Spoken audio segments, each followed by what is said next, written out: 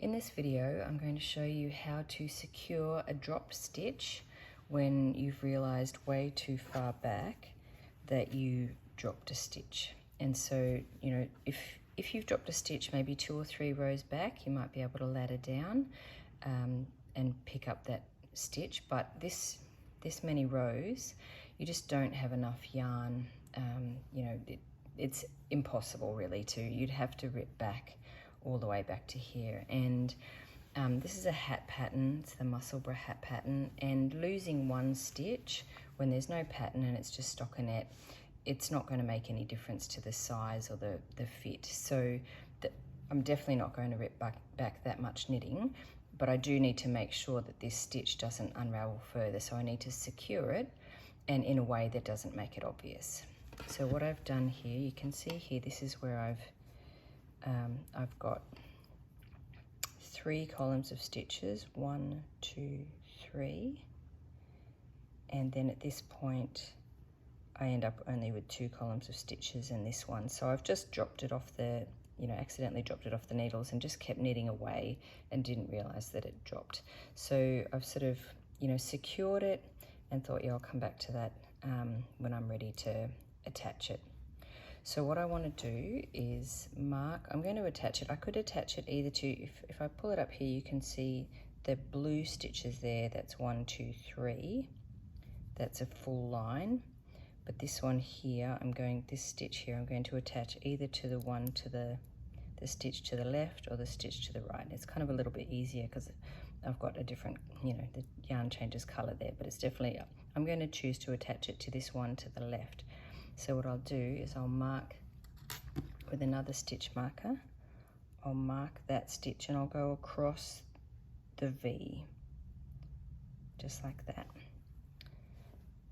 And then that will help me when I turn to the wrong side to work out where I'm going to attach this stitch to. Now, if there was enough space, I would push this stitch marker through to the other side, but I don't have enough space. So what I'm going to do is just from the wrong side, I'll insert, I've got some matching yarn here, and I'll just thread that on a tapestry needle, and I make sure I've got plenty so that I've got a tail to weave in afterwards. And from the wrong side, I'm going to go into that hole there where the stitch terminated, just above where the stitch terminated. Right, and so I've got plenty of yarn for the hole. Sorry, plenty of yarn to weave in later. And then I'm going to go into the stitch. So I'm just making sure it's sitting upright. Right, so that's sort of presenting correctly. So I'm going to go in like that. Take that stitch marker out. And then go back in the hole to the wrong side. So now I've secured that loop. So can you see here I've secured that loop? Yep. And it was the stitch on the left, but now it's the stitch on the right when I've turned it around the other way. And can you see here in the orange, hopefully you can see in the orange, that orange stitch marker, can you see that there's a purl bump, like a lower purl bump, then a high purl bump, then a low purl bump? So I'm going to go up through that one and across and back down through that one.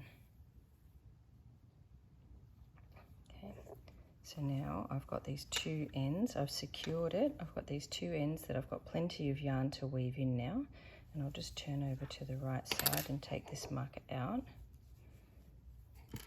And you can see that it kind of looks like I'll just pull that a little bit, it looks a little bit like a knit 2 together there, and in that whole sea of stockinette, because that's what I've sort of, obviously I didn't mean to decrease the stitches, but now it looks like I've decreased those 2 rows, those 2 columns I should say, those 2 columns have formed into one.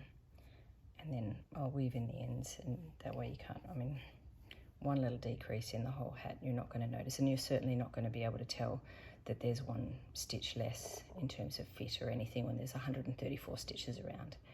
So that's it's just really important that you secure it straight away, and then